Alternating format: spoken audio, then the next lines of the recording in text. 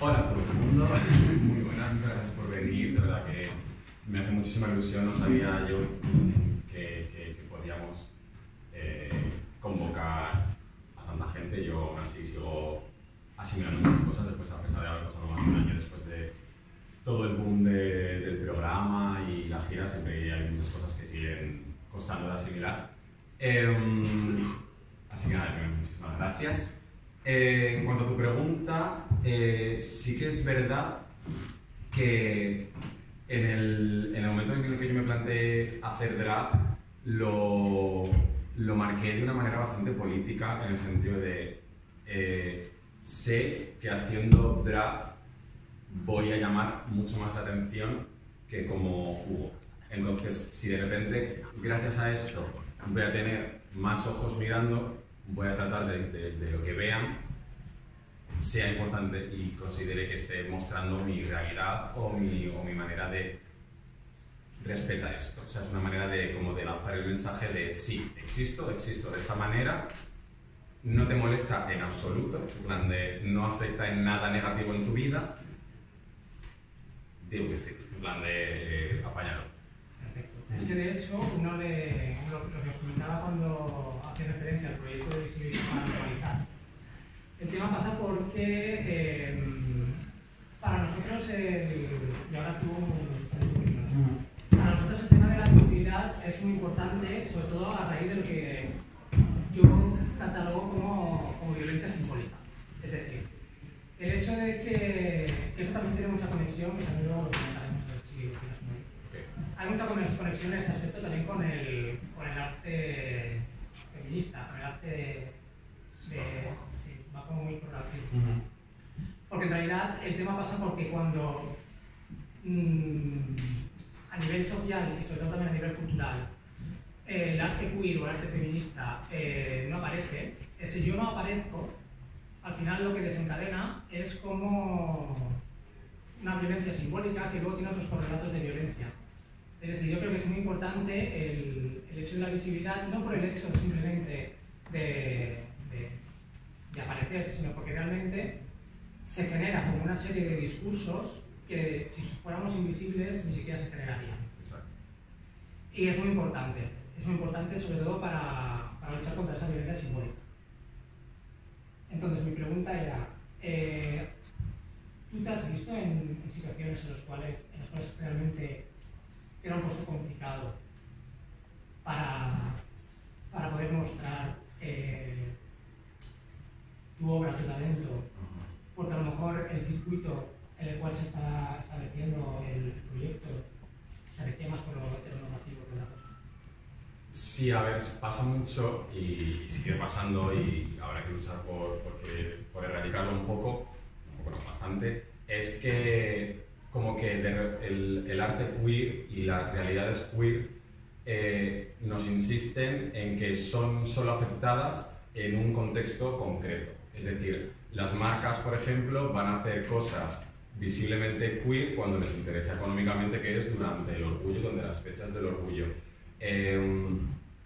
Se van a montar exposiciones de temática, o sea, que haya que montar exposiciones de temática LGTB ya es como una señal de decir, vale, evidentemente hay que visibilizar estas realidades para normalizarlas, como estamos diciendo, pero siento que hay que romper un poco eso y poder llevarlo a los terrenos que hegemónicamente, que la sociedad del patriarcado no nos está dando. O sea, es decir, hay tarta para todo el mundo.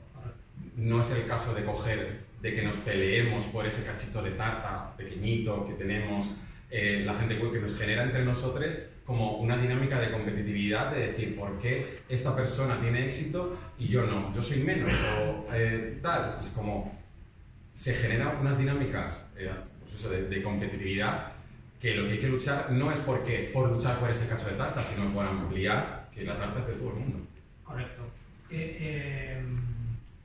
Eso me recuerda también a un concepto, creo que es de Judith Butler, que es una filósofa alemana, que ella habla de falla consciente, que lo que viene a decir es que bueno, yo soy consciente de que soy una persona oprimida y no soy tonta, es decir, soy consciente de esa opresión, ¿no? Y al final, yo creo que el colectivo LGTBI, y a lo mejor también incluso parte del feminismo, hemos adoptado también esa etiqueta de paria consciente, ¿no? Es decir, vale, yo me considero oprimido, soy consciente, pero ya como que no me veo con derecho a reivindicar según qué cosas o a ocupar según qué espacios. Okay.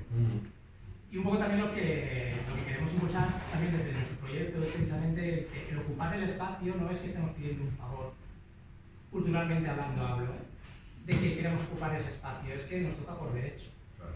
Y a veces nos falta creérnoslo un poco, ¿no? Porque venimos arrastrando como esa etiqueta de que, bueno, como somos un poco como, ¿no? los marginados, los parias, ¿no? De cierta manera, como que no tenemos, pues eso, ¿no? el derecho a poder reclamar nuestro espacio a cualquier nivel, y lo tenemos. Y yo creo que es muy importante también atacarlo desde la cultura. Yendo a lo básico, ahora la pregunta es muy básica. Okay. ¿Qué crees que puede hacer el arte, precisamente, por colocar al colectivo o incluso a minorías dentro del colectivo en el lugar que les corresponde? ¿Qué responsabilidad tienes, ¿no? Aquí en nuestra pregunta? Pues primero, pues supongo que los espacios privilegiados deberían como darse cuenta y reconocer el espacio privilegiado que tienen, de decir, soy consciente de este privilegio, entonces, ¿qué hago con él? ¿Me quedo con mi privilegio o doy voz a gente en la pirámide de privilegios? Pues vamos a escalonar un poco de subirlas y aprovechar de que no se trata de cogerla y decir, esta es una persona menos privilegiada. De que cada uno también contribuya con su experiencia, si lo construimos. Vamos, si no me interrumpís en cualquier momento. Claro. Tema de referencias. Ajá. ¿Vale? Yo creo que es una cosa como muy interesante, sobre todo a nivel de referentes nominarios.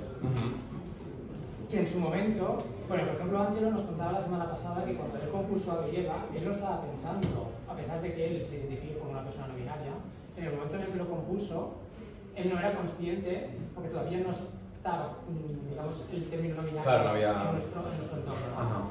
Y que luego realmente se dio cuenta de que sí, que realmente estaba hablando de eso y que él se identificaba con ello, ¿no? Pero es que es verdad que no ha habido referentes no binarios.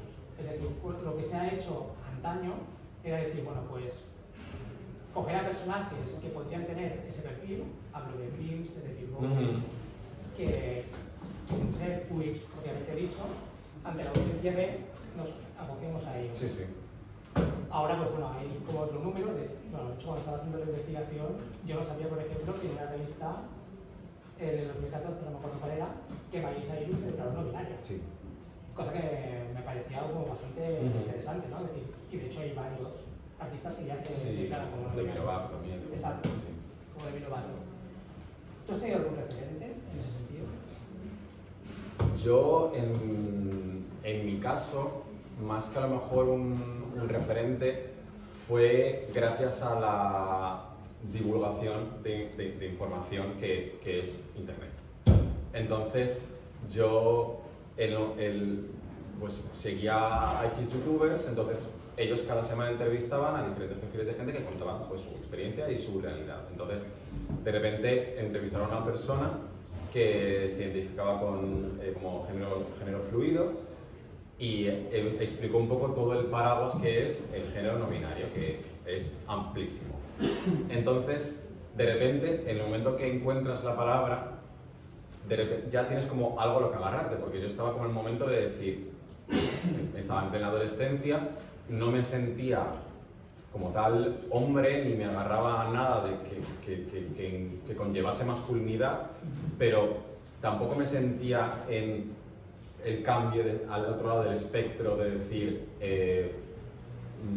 una mujer. Entonces, en el momento que de repente hice clic con este vídeo y encontrar el término no binario, ya me incitó a investigar y meterme ya a buscar la palabra en Google, que es la magia de la información que tenemos ahora.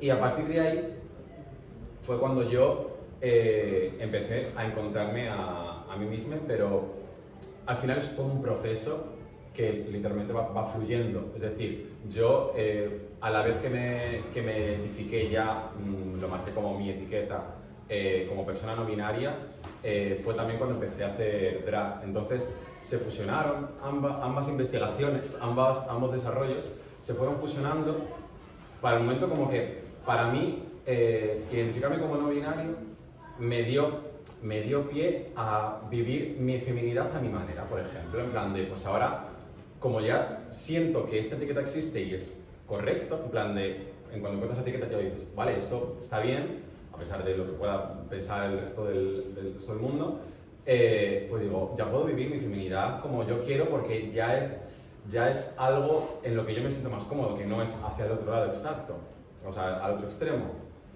Y luego eso va fluyendo y yo ahora, gracias a mi identidad y a mi drag, ahora siento que estoy viviendo mi masculinidad a mi manera y me siento como más cómodo con la palabra masculinidad, porque al final la he desarrollado para mí y la he moldeado a lo que yo siento y a lo que soy. Entonces, es esa magia, entre comillas, esa maravilla que es de repente encontrar referentes en internet, pero lo mío fue pura investigación de más que personas, terminología, un poco de leer.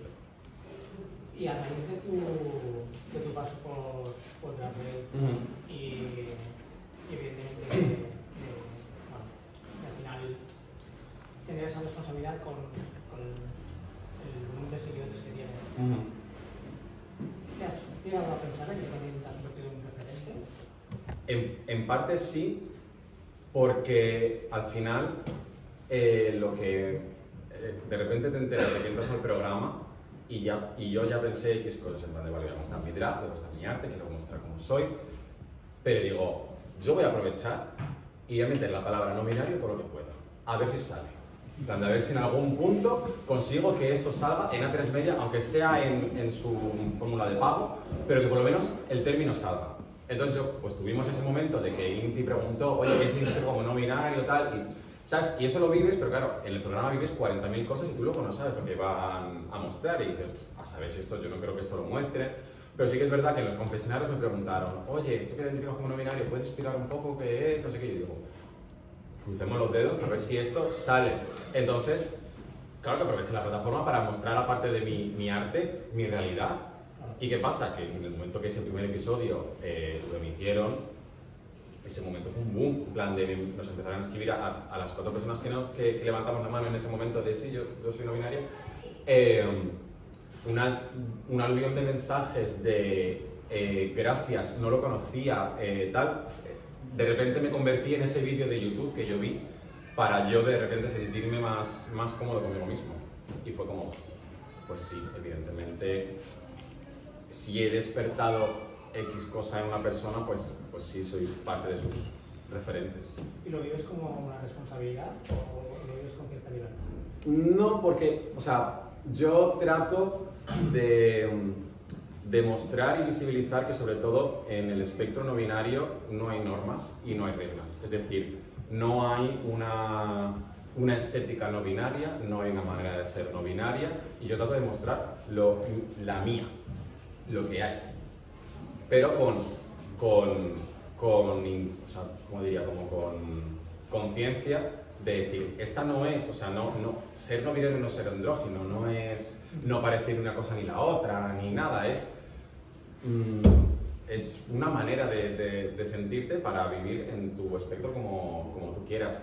Entonces, no me siento en responsabilidad, pero sí que es verdad que evidentemente cuando quieres decir algo que quieres transmitir o divulgar, evidentemente lo lees varias veces. De decir, a ver, me estoy explicando bien, aunque luego al final cada uno responda lo que le dé, pero lo que yo quiero mostrar está bien y no estoy faltando a nada, bien, correcto. Pero sí que es verdad, evidentemente, claro, porque de repente te equivocas para cualquier chorrada, de repente subes el story y ya en los 2 minutos que no te has dado cuenta que has escrito algo mal o lo que sea, hay 2.000 personas que te lo han visto y es como, bueno, mía culpa, ¿sabes? Pero sí, o sea, voy con cuidado, pero al final no Las expectativas trato de no cargarme con ellas porque al final eso me carga a mí y no las expectativas no son mi responsabilidad, básicamente.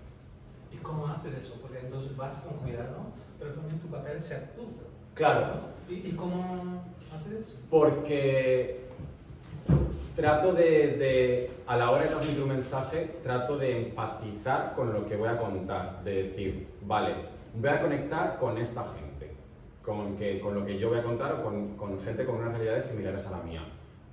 Voy a ir con cuidado de no vaya a ser, pues, yo qué sé, al final una palabra que te equivoques, que pueda ofender a alguna persona, al final hay que ir un poco con pies de plomo, pero es más porque mi mensaje se entienda como yo lo tengo aquí, más que nada. Sí, sí.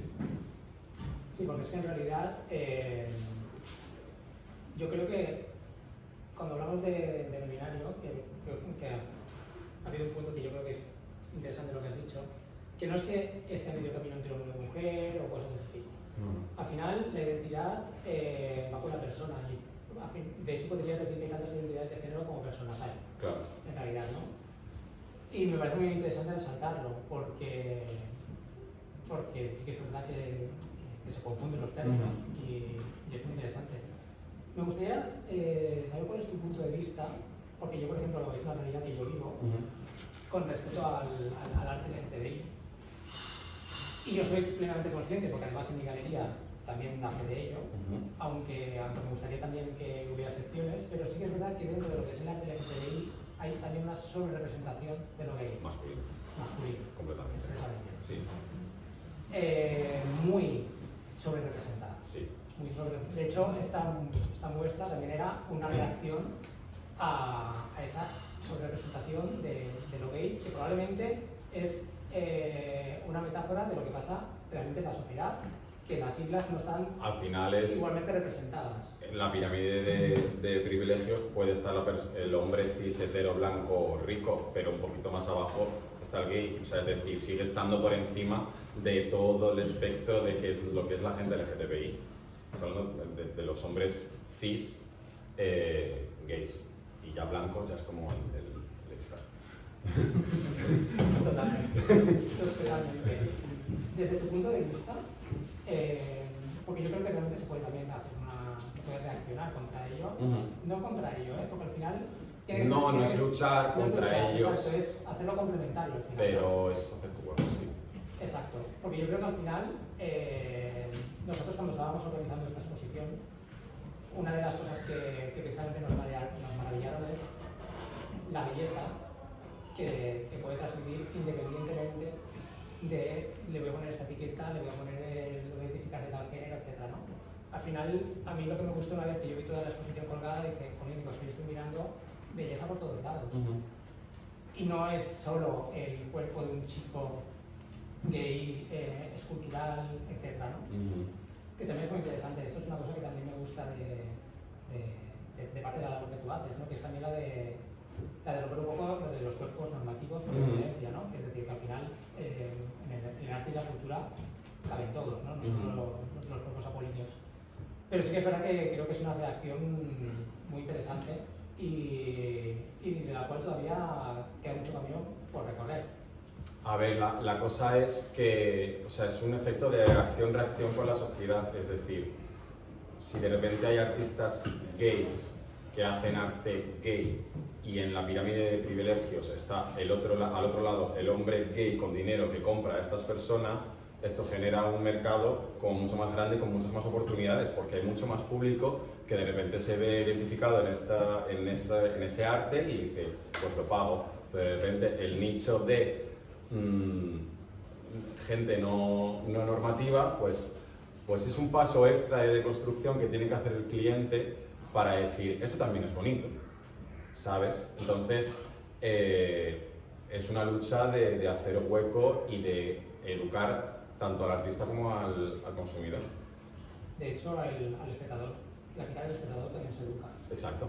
Eso es una Bueno, yo creo que precisamente en el programa que él ha participado, que tú has participado, está muy guay porque precisamente se enseña esto a un gran público que ni siquiera se pasaba por la cabeza. No. Entonces es muy importante también esa parte de ahí que ya no el drag, sino Sí, la todo lo demás. La acción completa de exacto.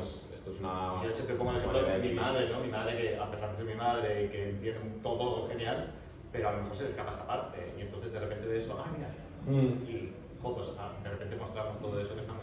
Sí, sí. Y hay algo que a mí me pasó, así como mi experiencia personal. Yo, por ejemplo, con mis padres no mencioné nunca el tema del género no binario. Yo hasta que no hice el videocasting y les enseñé, y en mi videocasting lo explico y tengo como un video performance para que se entienda un poco, ¿verdad? Hasta ahí no se lo enseñé y no vi su reacción. Y su reacción fue completamente normal, de decir, ok. Entonces, para mí eso fue una lección de decir, no pongas barreras a algo que tú sientes que es que no lo van a entender. Pues a lo mejor no lo entienden de primeras, pero pues es igual que tú cuando lo leíste, tú tuviste que leer la Wikipedia para ver qué significaba esto. Pues evidentemente es un clic que requiere un proceso. Entonces, no pongan ya suficientes barreras, nos pone los entornos y la sociedad como para que nos la pongamos nosotros mismos para decir, no le voy a decir nada porque no lo va a entender.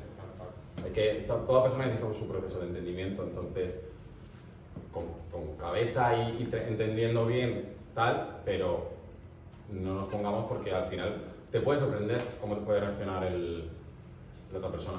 Absolutamente, porque damos por preconcebidas muchas veces. Exacto, damos por hecho cosas que no... Bueno, yo creo que al final nuestro propio círculo, Claro. estás tú acostumbrado a que tu círculo es así, entonces Sí. tú lo ves normal. En nuestra burbuja pero de de rechazo. repente, claro, tú luego yo el otro día hablaba con mi prima que a priori está encantada y tal, y luego dices algo y dices, ¿qué? Es que no concibes porque tú estás acostumbrado. Claro. De repente Tengo una pregunta para Horacio, ya que te refieres como no binario, no binario, ¿encuentras siempre como esa tirante de gente que no lo entiende y que te entiende encasillar? ¿Pero eres él o eres ella? ¿Sabes? Como siempre estas tiranteces de Sucede, gente que no lo entiende. sí, sucede. Tampoco intento cargarme, como antes hablamos de la responsabilidad, tampoco intento cargarme de que yo no soy una máquina de divulgación, que es lo que digo yo es lo correcto, tal, pero yo le puedo explicar a esa persona cómo me siento yo.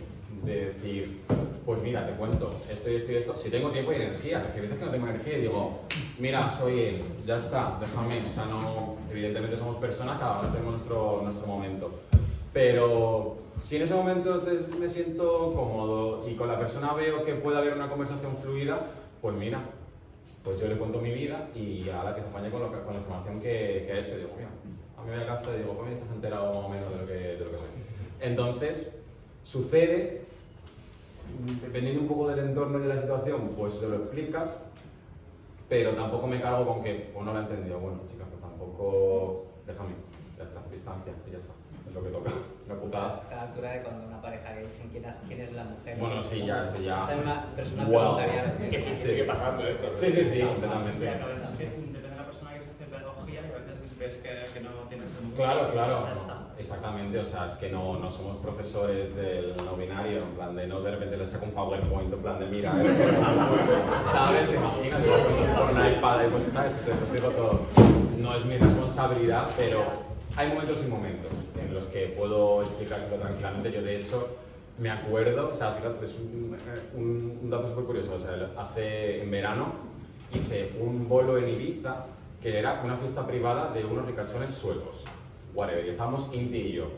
Y de repente vino una sueca, pues que iría borrachísima, pero venía como súper seria a decirnos, mi hija, se estaba como dudando porque no sabía ni cómo decir, en plan, mi hija, mi hija ha salido del armario como mujer y no sé cómo hacer, no sé qué, no sé cuánto, tal.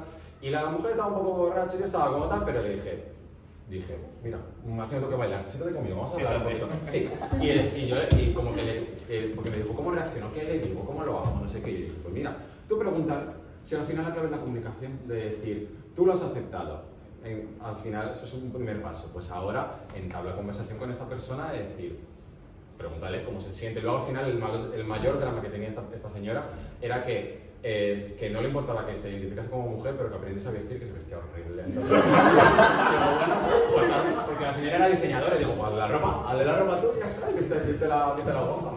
Pero fue un momento que de repente esa señora dijo, información, aquí creo que puede dar algo. Bueno, pues aprovecho un momentillo, si estoy con la energía, y se lo digo. Sí. Es que al final un poco es la única responsabilidad que personalmente a la hora de educar, ya no sea con no binarios, sobre más el colectivo LGTBI, con mis padres, es la única responsabilidad que he tenido. Porque si no fuera por mí, al final por la sociedad de mis padres no ven más allá, no lo entienden. Y por ejemplo, con tonterías, por ejemplo, ves First Dates y salió una persona que se sale del canon y mi madre pide preguntarme, ¿pero por qué hace esto? ¿Por qué no sé qué? Y yo explicarle, mira, porque esta persona significa como tal, esto significa esto. Yo tampoco soy, hay veces que incluso lo he llegado a buscar. Claro. Pero es ese punto de la única responsabilidad que siento que como personas tenemos es con nuestros padres y si tenemos ganas. Y si la relación, pues al final cada familia es un mundo, si la relación lo permite y te sientes que pues te interesa que esta persona la quieres y quieres que lo entienda, pues sí, es una responsabilidad. Al final, para ellos eres ahora el referente de esa parte, de ese nicho. Algún día abriremos el melón de lo que está haciendo First Dates por la posibilidad de... Madre mía. O sea, me parece muy interesante porque en realidad es... Ahí aprende. A ver, es una cosa como muy habitual. sí, depende cómo se transmite este mensaje, porque al final hay muchas veces que lo llevan como vamos a llevar el esperpento, en plan de la feria. El problema está en que no sé hasta qué punto hace un favor. Claro, o sea, está muy bien que la persona sea un circo y quiera hacer el circo en la tele, pues la vive lo que tú quieras, pero... Pasa que la persona que no entiende eso lo va a ver como un circo. Lo va a ver como un circo. Sí. Última cosa, ¿eres gran defensor de los pronombres? Sí. Tengas o no las ganas de hablar con esa persona. Eres como, en plan, remarcas bien lo de... Porque hay gente que parece que frivoliza con el tema. Ajá. En el sentido de que... De que tú le dices, bueno, soy no binario, o no binaria, pronombres, pues, ella y tal, y luego, pues, es un poco jajas, en plan, y luego... No, a ver, evidente, o sea, yo soy firme defensor de, uno, preguntar los pronombres, sí, o sea, yo el otro día vi un tuit que dije, es que su mente, en plan de, si nos preocupamos tanto de que de repente cuando se lo damos a un perro por la calle le decimos, ¡ay, qué bonita! No, es bonito. ¡Ah, perdón, bonito, bonito! Y al perro sí le decimos, ¡ah, sí, ok, todo correcto! Porque una persona que te diga, mis pronombres son ella, él o ella, no lo vas a respetar. De decir, yo ahora mismo me siento en mi situación actual, necesita la validación externa de que me trates en femenino. ¿Qué te cuesta? O sea, me refiero que no es ningún esfuerzo extra. Entiendo que el género neutro es algo como más complicado porque al final no está tan inculcado en el lenguaje. Pero yo, por ejemplo, aparte de meter la E en algunas, cuando hablo, también intento como no buscar términos que no tienen género. En plan, de, pues muchas veces digo, pues persona no binaria, porque al final, pues mira, ahí ya has englobado todo y adaptas un poco al espectador hasta que luego ya cuando puedas hacer ¡pop! Y le metes la E. Bueno, al final el lenguaje también es cultura y al final... Desde luego, y evoluciona con la sociedad. Exactamente, es un elemento vivo, entonces, quién sabe, ¿no? Si de aquí a 10 años, 20, hay un salto en ese sentido y está mucho más integrado de lo que está ahora. En nuestras manos está. De hecho, bueno, yo creo que realmente el tiempo en ese sentido juega a nuestro favor porque, bueno, yo creo que cada vez se está instaurando como más, como mínimo es muchísimo más habitual escuchar. Sí, pues por lo mismo que de repente si una niña ve una drag cuando es pequeño, pues que cuando crece ya no va a ser como el esperpento, esto es un tal, pues igual, pues ahora las niñas están haciendo con un iPad en la mano, pues ya que están, pues que se informen de que esto existe, entonces pues cada uno se informa como quiere y como puede, pero ya se está haciendo cada vez más visible y si de repente pues a lo mejor personajes públicos de vez en cuando usan la E, yo el otro día me enteré, o sea, y he hablado varias veces con ella, Chanel de Eurovisión habla con la E todo el rato sin problema, o sea, la amo con todo mi corazón.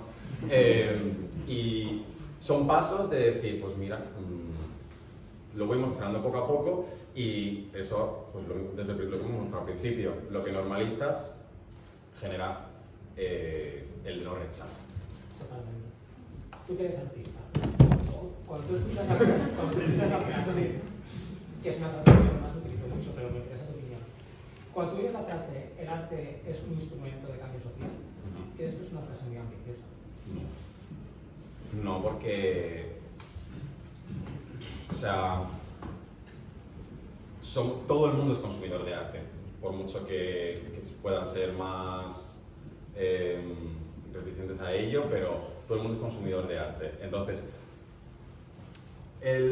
por ejemplo, la televisión y lo que se consume en televisión es un poco derivado del arte, de gente creativa y trabajando. Entonces, un panel es el televisor, pues otro panel es el arte en redes sociales, en cuadros, en cualquier herramienta de disciplina que sea el arte. Entonces, pues claro que es una herramienta porque es a la redundancia, otra herramienta para mostrar mi realidad y mi existencia. Entonces, al igual que yo lo hago con mi drag, otra persona puede hacer con su escultura, con su vídeo, con su estética o con lo que sea. Entonces, es otra manera de gritar y de mostrar que existo y que todo lo que hay. Bueno, de hecho hay una... Para educar al espectador.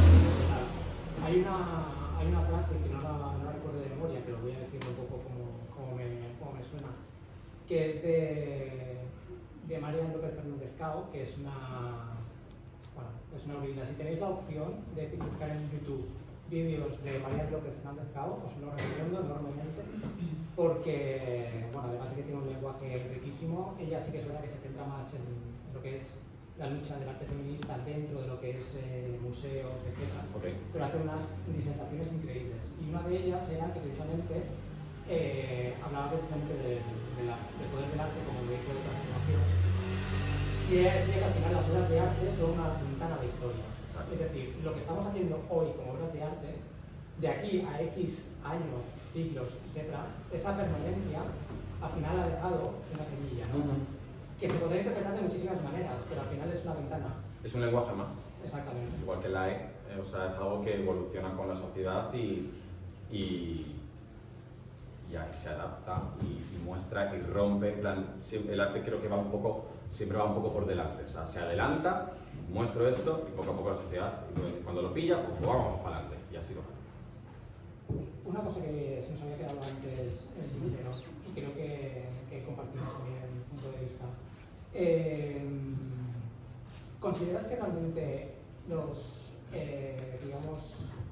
motivos fundamentales hablo de la parte cultural del movimiento LGTBI están muy relacionados también con el arte femenino, con el feminismo en el mundo del arte, hablo? A nivel de reivindicar espacios, de eliminar un poco la subrepresentación de lo heteronormativo, porque realmente hay varias figuras que sobre todo cuando hablan de la reivindicación del arte trans, en concreto, vienen a decir que no entienden, lo que es la definición del arte trans sin hacer mención o de hacer algún tipo de conexión con la reivindicación del arte femenino. Que yo discuto, pero bueno, evidentemente hay conexiones. ¿Tú crees que son luchas paralelas? Completamente. O sea, son luchas que están para ocupar espacios que no se nos permiten. Es decir, si de repente una mujer ocupa espacios que no se le ha permitido hasta ahora, va a ayudar va a abrir puertas para que la gente del colectivo que puede estar por debajo de sus privilegios, va a abrir para decir: yo como persona oprimida he vivido unas realidades de que entiendo y puedo empatizar con, a lo mejor, que no todo el mundo, evidentemente, pero puedo empatizar con otras opresiones. Entonces entiendo que esta gente esté luchando por lo suyo, entonces vamos a unirnos, que al final el enemigo es el mismo. Totalmente. Y dentro del propio colectivo nos podemos aplicar también. No, claro, al final la pirámide no está, o sea, es amplísima y evidentemente en cada piso eso también lo peleamos entre nosotros. Es un percance. Sí. Quería preguntar una cosa sobre el ambiente, porque siendo es verdad que es importante dar visibilidad y tener referentes, pero también es cierto que, bueno, y es verdad que esos referentes eliminan violencias contra el colectivo, pero las personas que son referentes, y supongo que tienen mucha experiencia en eso, también reciben una serie de violencias específicas ligadas a la visibilidad, que creo que en el mundo del arte están muy presentes y muchas veces, incluso cuando se habla de esos artistas, pues no se puede evitar como hablar de sus identidades, de sus cuerpos, y eso también me parece que es un poco violento. Mi pregunta era, porque creo que uno de los privilegios que tienen los hombres cis heteros cuando son creadores es que pueden mantenerse en el anonimato y pueden aislarse como figuras de su obra. En plan de... Claro, como lanzarla y nadie va a ligarla, sobre todo desde la crítica, a su ya no poder. es en plan de esta obra está creada por un hombre cis, hetero, tal, ya no tienes que contarle todo el contexto. Es como, el otro día también vi un tuit de, creo que eran las... pues un grupo de música tuiteando en plan de, estoy segura que cada vez que decís Vetusta Morla no decís un grupo de música masculino.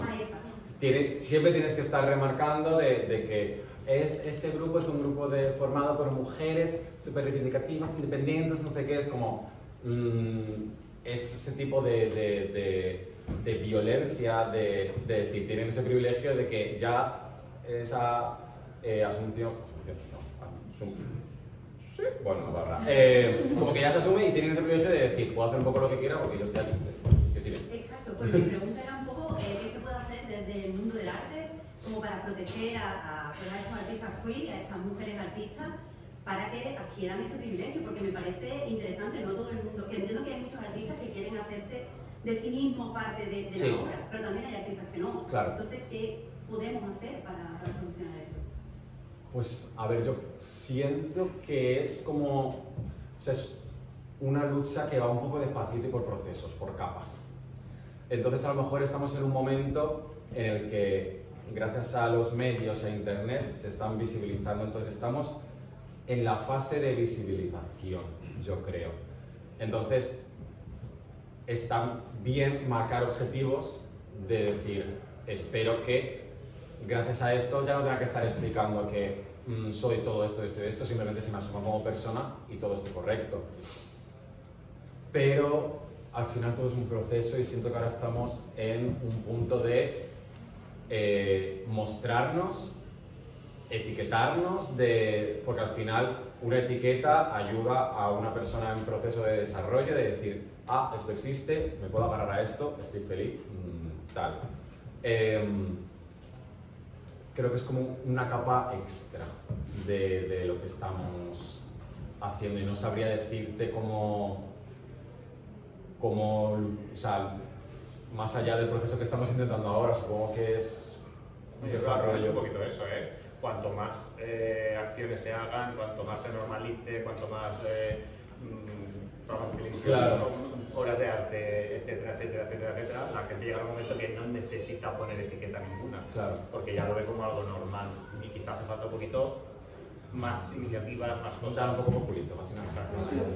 En el fondo de esto veo una contradicción, sí, porque yo entiendo que el objetivo final es que no haya etiquetas.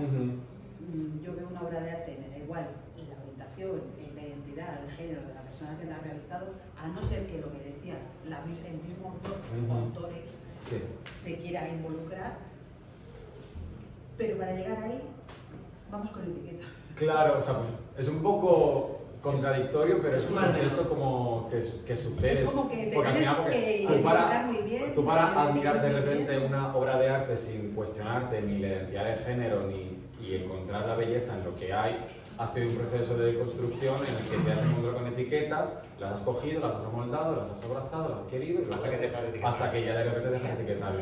Es un proceso, supongo. Quizá empezamos con etiqueta para aprender a entender lo que pasa. Claro. Sí. Estamos en la visibilización. Supongo que es la era de la visibilización, supongo. Que al fin y al cabo el problema está en la educación que recibimos como espectadores, porque hemos crecido todos,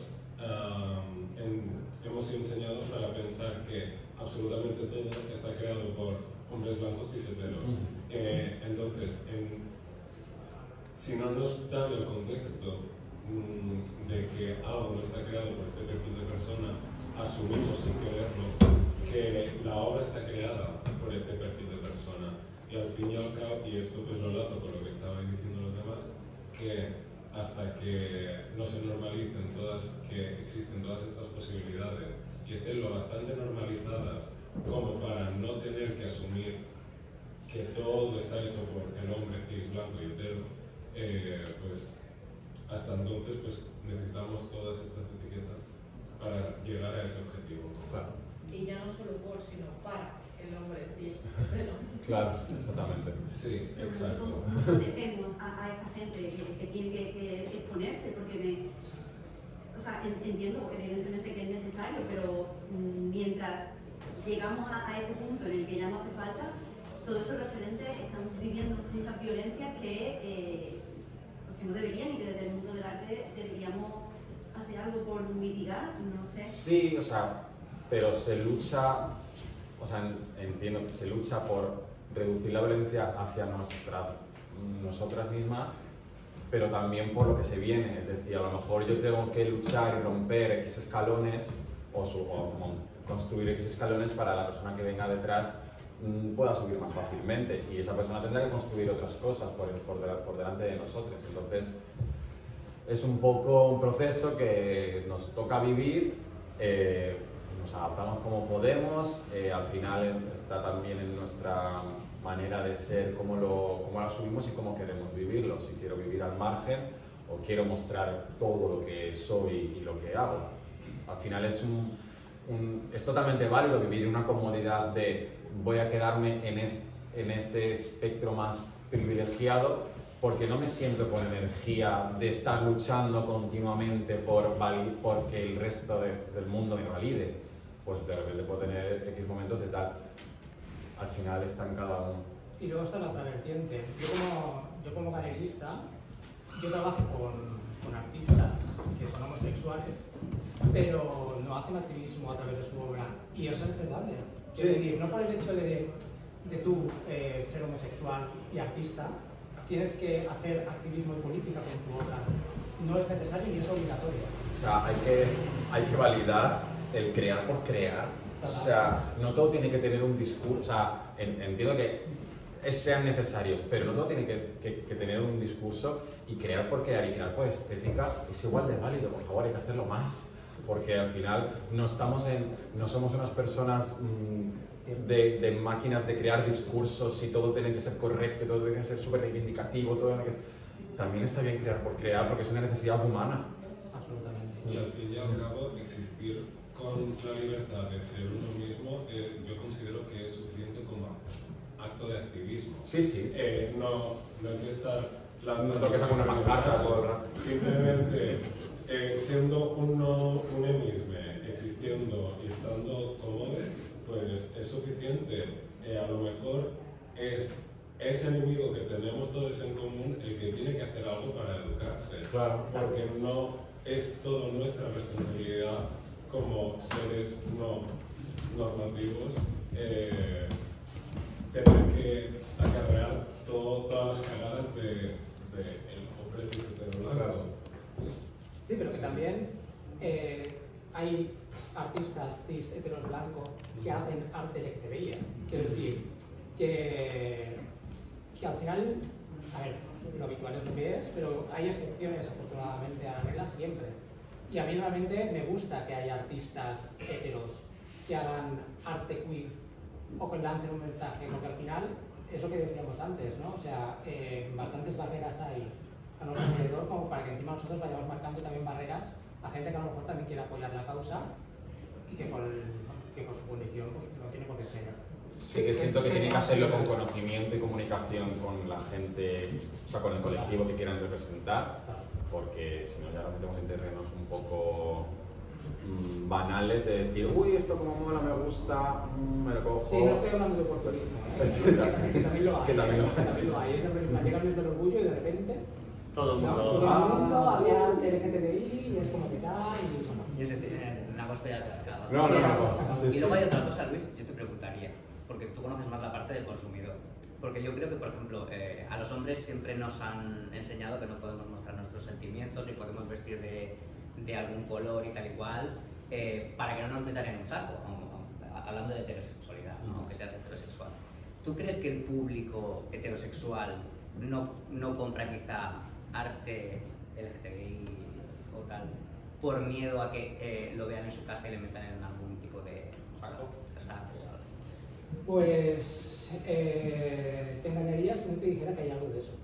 Es decir, evidentemente, claro, un espectro importante de la gente que compra en Editat en este caso es gente también del colectivo, porque se identifica con las obras, etc., ¿no? Al final siempre hay un punto emocional y un punto por el cual te identificas, que es más difícil a lo mejor que una persona heterosexual tenga sensibilidad con según qué obras. Pero sí que es verdad que también creo que hay un punto en el cual puede darse el caso de que a lo mejor me gusta una obra, pero a lo mejor no la quiero comprar porque... bueno, de las que no se notan. Sí, porque al cual no es como un poco... No sé, yo en realidad creo que es lo que decíamos antes, de educar un poco también la mirada del espectador. Es un trabajo de pico y para, muy relacionado con lo que comentabas tú de la protección. Yo creo que al margen ya de por sí de la exposición personal y emocional que puede hacer el artista, yo creo que el entorno del artista, el entorno profesional del artista también tiene que darle ese apoyo. Ya hablo de apoyo desde galerías, instituciones, etcétera, etcétera, ¿eh? O sea, el apoyo va más allá de simplemente el compromiso de decir, pues vale, pues te apoyo lo que haces, pero ni lo consumo ni hago ningún tipo de alegato posterior a favor de tu obra, ¿no? Yo creo que se puede defender desde muchos y proteger desde muchos prismas, y lo que pasa es que hace falta pasar a la acción, ¿no? Yo tengo una pregunta ligada un poco al tema del artista, la educación y los referentes, un poco todo. He visto en redes hace, no sé, ayer, no lo sé, que soltabais un comentario con Castilla-La Mancha, del podcast. Decían, a mí me están poniendo referentes en escuelas. Y yo eso, primero lo veo maravilloso, cuando yo estudié historia del arte, y no me enseñaban gente que hiciera otra visión de las obras clásicas, ¿no?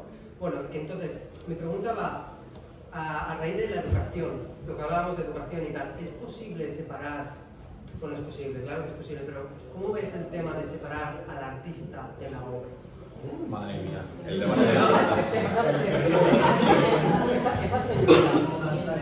pregunta debajo del cuadro de Hugo. Ya. Este no me lo prepares. Sí, es muy difícil de contestar. Maravilloso, pues te prometo que todavía no lo he visto porque no he dado la vuelta de contestar. Es que es un melonazo que he escuchado en muchos programas distintos y siempre no llegan nunca a una conclusión. Quiero tu opinión, de verdad.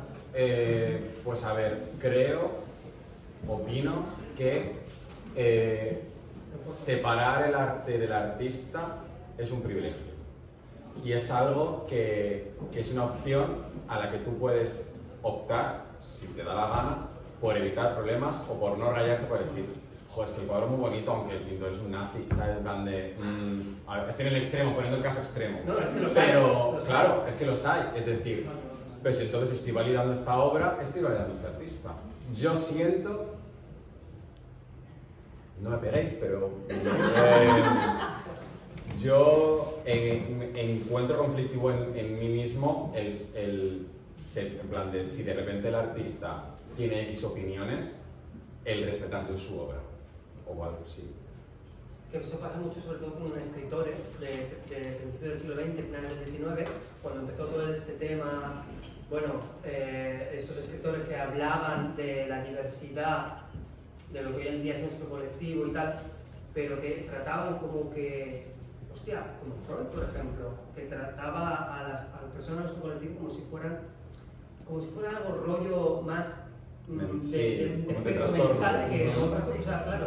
Entonces, hay muchas obras literarias de según qué escritores que son estudiadas como obras de arte hoy en día, pero son escritores que en esa época eran misóginos. Entonces de ahí venía la pregunta. Claro, yo pues, más de arte plástico quizá no tengo tanta idea, pero de literatura sí. Y se critica mucho. Hay muchísimos libros que son hoy en día obras de arte que se estudian por ser X, pero luego los escritores son pachales de comer aparte. De ahí venía la pregunta. Ok. Es que al final es un mundo en el que totalmente analizable.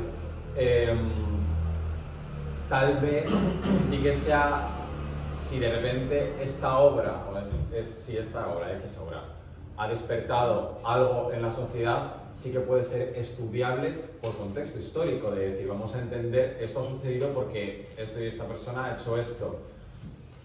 Considerarlo arte y decir, guau, esto es tal, pues bueno, se puede valorar el contexto, pero para mí se me hace complicado.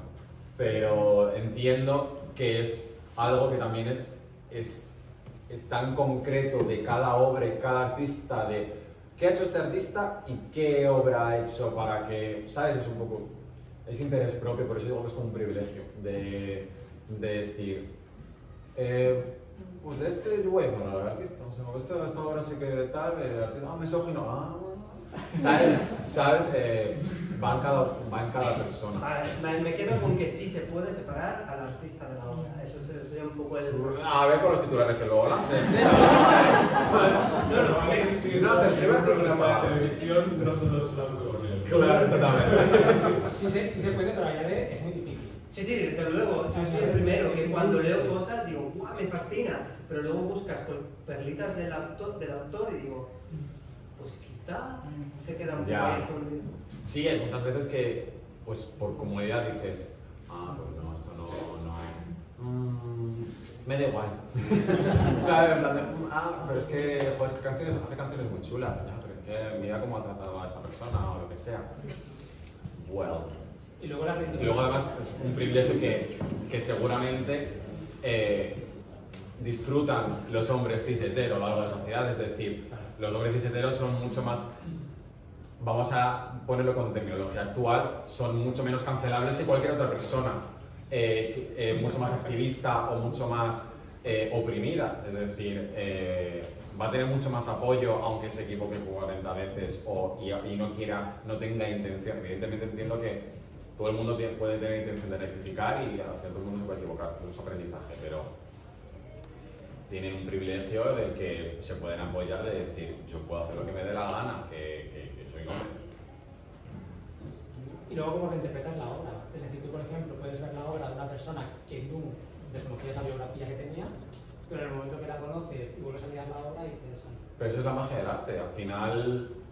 La obra sigue siendo cada vez que la miras... La obra sigue siendo la misma. ¿Con qué información? Es igual cuando te explican el cuadro, que dices, vale, ahora lo veo con otros ojos, ahora entiendo esto y esto y esto. Y ahora cuando ves el cuadro te dicen que el pintor era un nazi. Qué guay, pues veo el cuadro. Claro, igual actúan mucho los prejuicios en ese momento. ¿Cómo? Claro. Totalmente. Sí. Totalmente. ¿Quién no tiene prejuicio? Todo el mundo. Levanta la mano. Es que nos mete en la cabeza. Sí. Es súper difícil. Muy difícil. Eso lo he aprendido contigo. Con respecto a lo que planteabais antes de que el arte es una herramienta para un cambio social, sí que lo es, pero creo también que lo más importante a nivel práctico igual es la forma en que se transmite esa idea, cómo se populariza, cómo llega a la gente, porque por ejemplo hay mucha abundancia de arte queer, pero realmente la evolución de la percepción sobre la gente está en la fase del mono subiendo al árbol todavía. ¿Por qué lo digo? Por ejemplo, yo hago fotografía de desnudo y desafío la censura cada día porque se asocia el desnudo, y sobre todo el desnudo masculino, al sexo. Yo no hago mis fotos con inquietud ni siquiera erótica, ni sexual. Que la gente la perciba, me parece bien. Pero yo no lo hago con esa inquietud. Sin embargo, toda la fotografía de un cuerpo desnudo se asocia al sexo. Por eso Instagram, por ejemplo, me censura las fotos. Entonces, creo que, por ejemplo, eso me ocurre en el arte drag, en el arte travesti, porque se asocia al travestismo todavía a puterío, a la noche, a lo sucio, a pesar de que existan programas como drag. Sí. No, es la primera opinión que tuvo mi madre cuando me dijo que todavía esa idea, por ejemplo, hoy me he enviado desde la casa unos libros de Lorenzo de la casa. Bueno, día una noticia de Nerea de Tarrasa y el ayuntamiento, en el marco de un festival de teatro que se inaugura ahora, una artista que se llama Sara Manures, que es artista coreógrafa y travesti, ha montado un taller que se llama Drag Kids para niños. Pues ha levantado una polémica que no lo podéis imaginar, pero ¿por qué? Porque está asociado a eso, claro, al macheo, al puterío, al sexo, claro. Y eso es lo que se tiene que acabar de romper, transmitiéndolo de alguna manera que ninguna gente lo vea. Totalmente de acuerdo. Y precisamente yo creo que el ejercicio además es pedagógico. Es decir, sobre todo, cuando comentabas, por ejemplo, cuando me explican una obra, el sentido que tiene una obra, etc., ¿no? Yo soy muy partidario de explicar la intención que tiene un artista explicando una obra, porque se hace un trabajo también de pedagogía, sobre todo en lo que tú comentas, porque al final lo visual llega mucho, pero también cala el significado. Y yo creo que es muy interesante los significados, precisamente también para interpretar más allá de lo que es puramente la imagen, ¿no? O qué intención había detrás de esa imagen. Y por eso creo que hay que hacer mucha pedagogía. Y la pedagogía va relacionada pues, precisamente con la explicación, ¿no? No sé si están de acuerdo. Es una manera de, pues como hemos mencionado antes, de educar al espectador. Si tú a una persona le explicas que este cuadro tuvo todo este proceso desde la idea, el desarrollo, la investigación hasta la ejecución de la obra, esa persona cuando ve otro cuadro ya no va a hacer la mira, qué bonita, y se va, pues a lo mejor se queda mirando otro y dice ¿qué habrá pensado esta persona? O a lo mejor pasa la cartela que tenga y decir, a ver si por lo que sea pone cuál fue el proceso o qué curiosidad tiene, quiero ver más capas de esto. Es una manera de educar al espectador, al consumidor. No sé si estás de acuerdo, ¿eh? Sí, totalmente.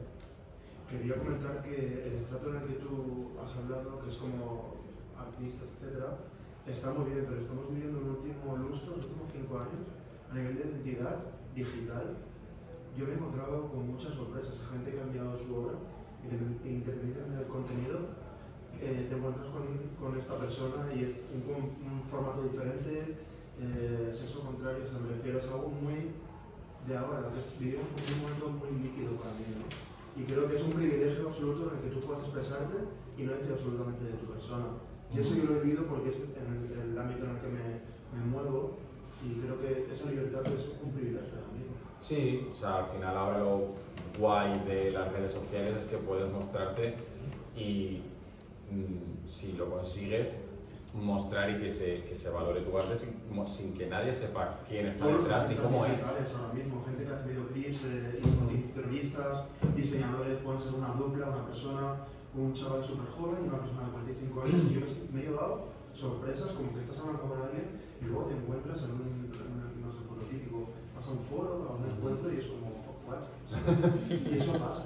Y eso creo que al final reivindicamos ciertas cosas, pero por otro lado hay una seguridad en la que te puedes cobijar y demostrar qué haces sin tener que exponer lo otro. Y estamos en un momento de privilegio, creo. Sí, o sea, es como como hemos comentado, al no mostrarte se asumen X cosas, y es decir, entonces de repente con este tipo de obras ya tienes unos prejuicios con qué tipo de persona está detrás, pues a lo mejor coincide o a lo mejor no, pues ahora con la magia de las redes. Yo he trabajado con proyectos anónimos de repente, ¿no? Claro. El chaval que hizo la portada de Lady Gaga, no sé si sabéis, en la portada que el cromático sí. Es un chaval de Calavera, que es un proyecto anónimo, y es un chaval que vive en Calavera, y es del palo, tío. Ahí está. Entonces, claro, jugamos un poco a poner etiquetas, ¿no? Y decir esto, otro, y a veces, pues, la red digital no es eso, al menos para mí. Sí.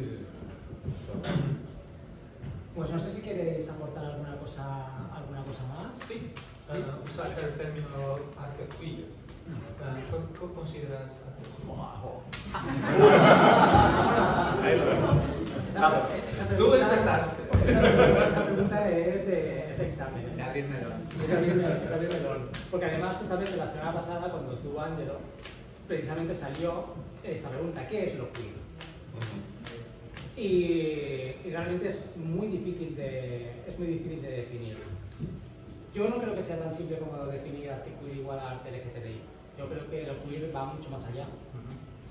Yo creo que lo queer al final es el punto de partida del mismo significado de la palabra, ¿no? Es desde lo divergente hasta lo extraño, hasta... ¿no? O sea, hay muchas cosas que engloban lo queer. Sí, o sea, yo, por resumirlo, claro, yo siempre lo identifico como cualquier cosa que se sale de la cis heteronorma, en el sentido de, puede una persona cis hetero puede ser queer porque no se agarra a esa norma de la cis heteronormatividad, vaya. Entonces, es muy amplio. Es discutible, es debatible, pero al final, como todo en esta vida, si no sería todo aburridísimo, si no sería un debate.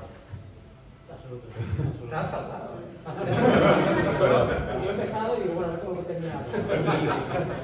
Es que es un marrón. Pues si quieres comentar algo más. Totalmente de acuerdo.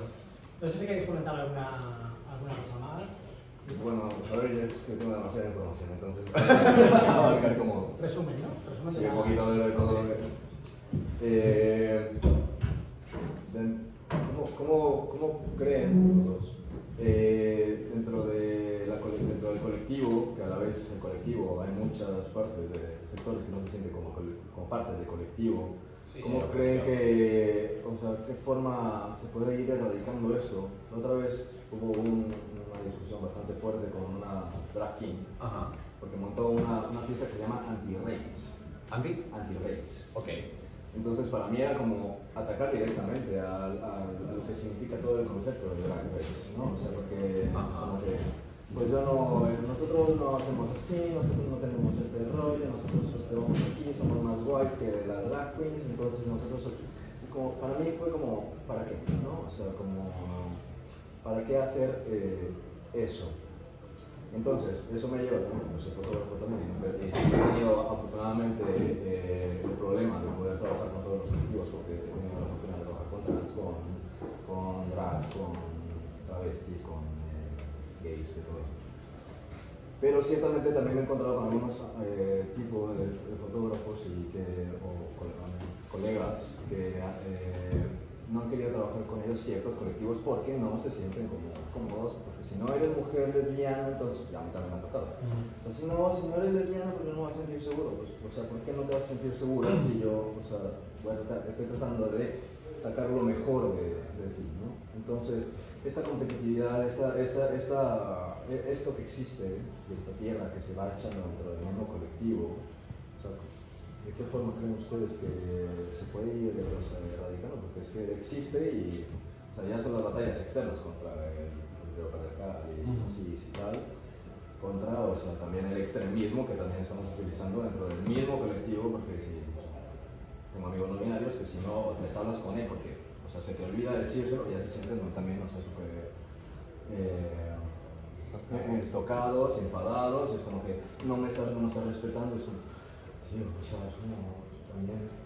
Con educación y pidiendo perdón se puede, al final todo es diálogo. La manera de erradicar esto es creando espacios seguros reales, en el momento de que si una persona, una mujer lesbiana no se siente segura con este fotógrafo, habrá que analizar por qué ha construido este fotógrafo para que esa persona no se sienta segura siendo fotografiada con esa persona. Si de repente se mete en su Instagram y son todo pues hombres con pectorales guapísimos o lo que sea, pues evidentemente no me siento segura con el espacio que tú has creado. Entonces se trata de generar, entiendo que pues con esta persona, bueno, ahora no puedes trabajar, a lo mejor hay personas que se sienten más cómodas consigo mismas y se sienten en más libertad y más cómodas de trabajar con esta persona, y a lo mejor al trabajar con esa persona ayudará a ampliar y a mejorar lo que es el espacio seguro. Se trata de construir espacios seguros es clave. Entonces entiendo las luchas, o sea, a mí por ejemplo que se haga una fiesta anti-drag race me parece divertidísimo, o sea, no me molesta en absoluto, en el sentido de que al final es una lucha, vale que es dentro del colectivo, lo entiendo, pero están luchando contra pues otra gente privilegiada que somos nosotras, que hemos salido en televisión, hemos tenido la visibilidad, hemos tenido tal, que bueno, luego al final todo es analizable y la visibilidad no lo es todo, ni el programa no es todo. pero esas personas han construido su espacio seguro. Hay que respetarlo. O sea, para mí hay que respetarlo porque no es seguro sin tener que tirar. A mí lo que o sea, es como sin tener que tirar a algo que ya está hecho, ¿sabes? Porque es como, ahí es cuando ya para mí ya tu discurso ya no me es válido, porque entonces no me estás invitando a tu espacio seguro. Pues que a lo mejor no me estás haciendo parte de tu espacio, ¿sabes? Pero si o sea, todo es un proceso, entonces si ese grupo de gente no se siente segura y no te invita a su espacio seguro, yo siento que deberías respetarlo de momento, ¿sabes? Para que luego todo evolucione, al igual que en cualquier manifestación. Por ejemplo, en manifestaciones, vamos a poner un ejemplo más entendible, manifestaciones feministas, evidentemente los hombres están invitados, pero tendrán que estar por detrás, es decir, no se trata de que estén y hagan bultos, sino que vamos a estar, vamos a apoyaros, pero vamos a estar atrás del todo, porque este no es mi momento ni es mi espacio. Entonces se trata de apoyar, empujar, pero la visibilidad y el apoyo se lo tienen que llevar las personas que están delante. Pero ¿cómo apoyas si ya desde el inicio, pues en un acto público, porque aquí te estaban invitando a una fiesta que se llama Anti-Race, de Drag Kings? Ajá. ¿Cómo te sientes tú que, o sea, que quieres ser partícipe de algo, o sea, por detrás, o sea, porque debería haber un show, porque están haciendo ellas? Pues, como si desde el inicio ya para mí me están como cerrando como porque si me gusta Drag Race, me gusta la drag queen. Y al final yo creo que el ejercicio es de respeto, de entender, pero ya el ser humano en general, incluso dentro del colectivo, está esa parte que atacan unos a otros. Yo creo que es algo natural en el ser humano, sí. Me refiero, incluso en experimentos tipo Gran Hermano siempre se ha visto que entra en un grupo, ese grupo se subdivide, se intercambian, entonces yo creo que es algo que ya no va en colectivos, es algo que va en el ser humano y a todos nos ha pasado, sobre todo cuando teníamos grupos de amigos, éramos muy amigos y al final siempre se hacen subgrupos, parejas, se juntan, se pelean, es algo natural, entonces dentro de los mismos colectivos creo que es natural también que pasen este tipo de cosas. Pero da la sensación que en vez de fomentar la inclusión, se fomenta la autorización. Pero... Y a veces no te sientes bien recibida. Claro, pero... Sí. No quiero entender, para mí, yo quiero entender, o sea, yo quiero también, como yo también espero que también me entiendan y también, o sea, que un tío con no quiero pisar a nadie, por eso no hablo y levanto la mano, perdón. Yo lo veo muy sencillo.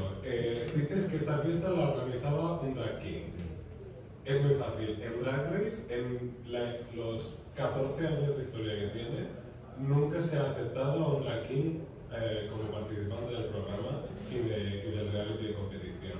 Entonces, lo veo lógico y normal que un drag king, pues no. Bueno, porque también el concepto inicial del programa era drag queens, o sea, que ahora ya también ya se metieron a las trans, también ya se metieron mujeres haciendo drag, que me parece maravilloso, o sea, que se está expandiendo. O sea, pero si el concepto inicial es como, pues es patata y es patata, pues no es patata y pepino. Porque acepta artistas no binarias, acepta mujeres trans que hacen drag y tal, se está expandiendo, efectivamente, pero todavía no he llegado en el momento que vemos, por ejemplo, aquí en Wasanami, en Drag Race España, temporada 3 o 4. A ver si tenemos la suerte, ¿sabes? Que es un drag king de Madrid que es la hostia, es maravilloso.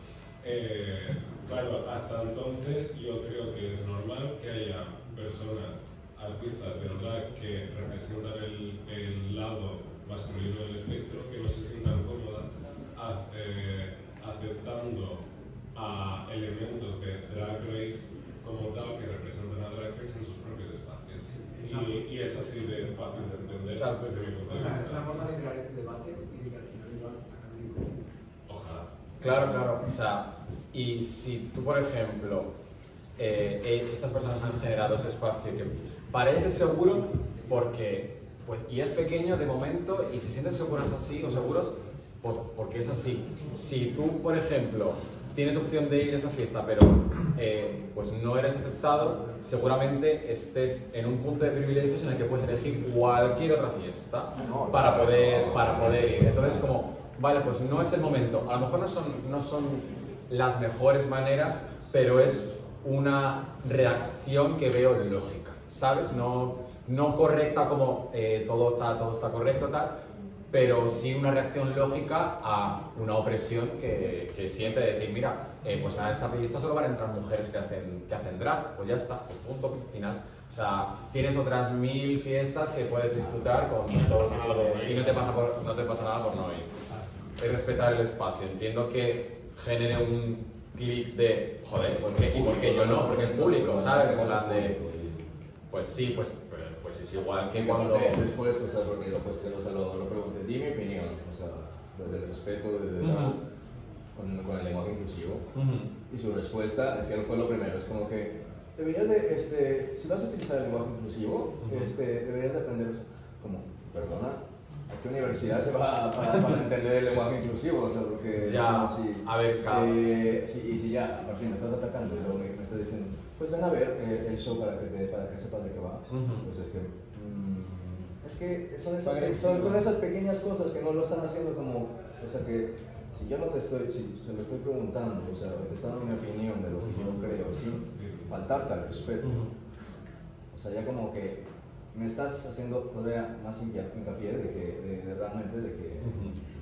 Sí, tal vez esta persona que pongamos de ejemplo tiene esta reacción porque a lo mejor ha sufrido una opresión que ahora su herramienta de defensa es a lo mejor actuar así. Al final es un desarrollo propio de que pues esa persona, en cuanto no escucha que se la trata en género neutro, se siente atacada. Pues eso también es un trabajo propio de esa persona de aprender a entender que el mundo y el entorno, de que al igual que tú has aprendido a usar la pues todo el mundo merece su proceso. Pero bueno, al final entiendo la discusión. Yo creo que también tenemos que ser conscientes de con quién tienes delante. Claro. Aquí es fácil opinar y a lo mejor te toca a alguien, yo qué sé, te vas al pueblo a Cuenca y te pones a hablar de esto y se te queda con una cara de, pues quizá eres tú la persona capaz de decir, bueno, mira, aquí soy yo que tengo que bajar un poco porque no me van a entender y voy a empezar poquito a poquito para que empiecen a entenderme. También que un poco.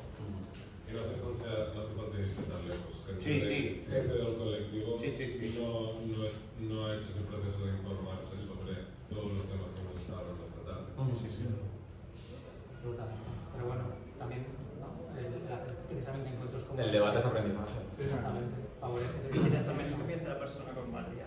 Sí, también. Y te pillaste a la persona con mal día. Y diciendo la idea de juntes pero no revueltos. En plan, podemos aunar porque el enemigo es el mismo, pero sin dejar nuestra etiqueta para así que la tarta, como decía Olga, sea más grande, ¿no? Yo defiendo una cosa, tú defiendes otra, nos damos la mano, pero es importante que sepas mi posición y que yo respete la tuya también, para poder consiguiendo cosas. También es que todo rechazo es como violento, ¿no? O sea, cuando te rechazan es algo violento que si no lo solventas se reprime y ya almacenas como eso.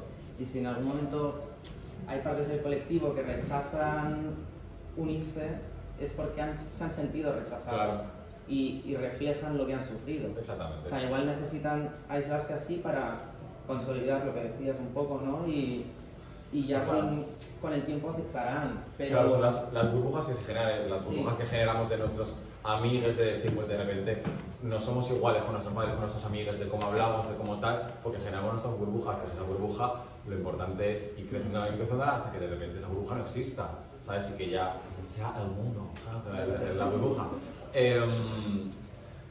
Pero, pues, cada persona necesita su proceso, a lo mejor su burbuja es una persona, son 3, son 5, y hay que respetar que poco a poco cada uno evoluciona como puede. Hay que entender, es súper importante ser conscientes de nuestra posición en la pirámide de privilegios, que parece que ya voy a sacar una pirámide y directamente voy a sacar aquí un PowerPoint, pero es muy importante analizar y saber en qué punto estamos para ver en qué punto estoy siendo oprimido y en qué punto estoy oprimiendo.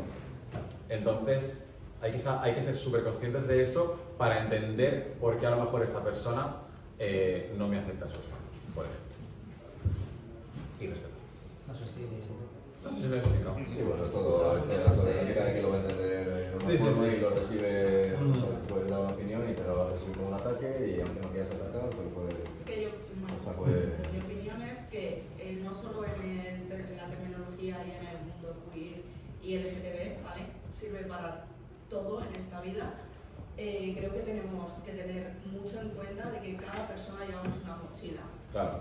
Entonces, obviamente cuando tú conoces a una persona, tú no sabes lo que ha vivido, la educación que ha tenido, qué condicionantes están en su vida, qué momento está pasando. Entonces, tampoco podemos agarrarnos solo a un solo momento. Es lo que te decía una persona, creo que ha sido tú, sí, que quizá tenía un mal día, ¿sabes? Entonces, yo creo que eso es, o una mala racha, una mala vida, me refiero, una mala semana. Creo que lo que tenemos que hacer es no rendirnos, o sea, tú por tu parte, si en esta fiesta no has sido bienvenido, te invito a que sigas informándote, que sigas intentando ser incluido si quieres ser incluido y que, pues, como creo que todos en esta vida, pues tenemos nuestras luchas y intentar respetarnos los unos a los otros lo mejor que podamos. No, el respeto es lo todo. Sí, sí. El respeto es fundamental dentro y fuera del colectivo. Pues, bueno, yo soy muy mal, porque estamos aquí tan a gustito, ¿no? Ya, la verdad, muy bien. Ahora no hace tanto calor, como Cristina. Pero, bueno, vamos a tener que ir concluyendo la conferencia. Bueno, de hecho, tenemos tiempo más o menos hasta las 9:15 que cerrará el espacio. Así que, bueno, podremos así interaccionar un rato. Vamos a sacar un poco de cava ahora también. Eso hubiera sido una pregunta. Haber empezado por ahí. Básicamente hemos venido a hacer eso. Pues muchas gracias por vuestra asistencia. Muchísimas gracias, Lugato.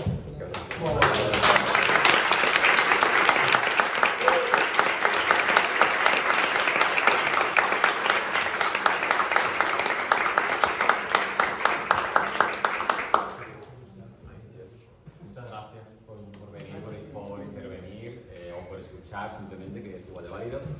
Y vamos a poner esto.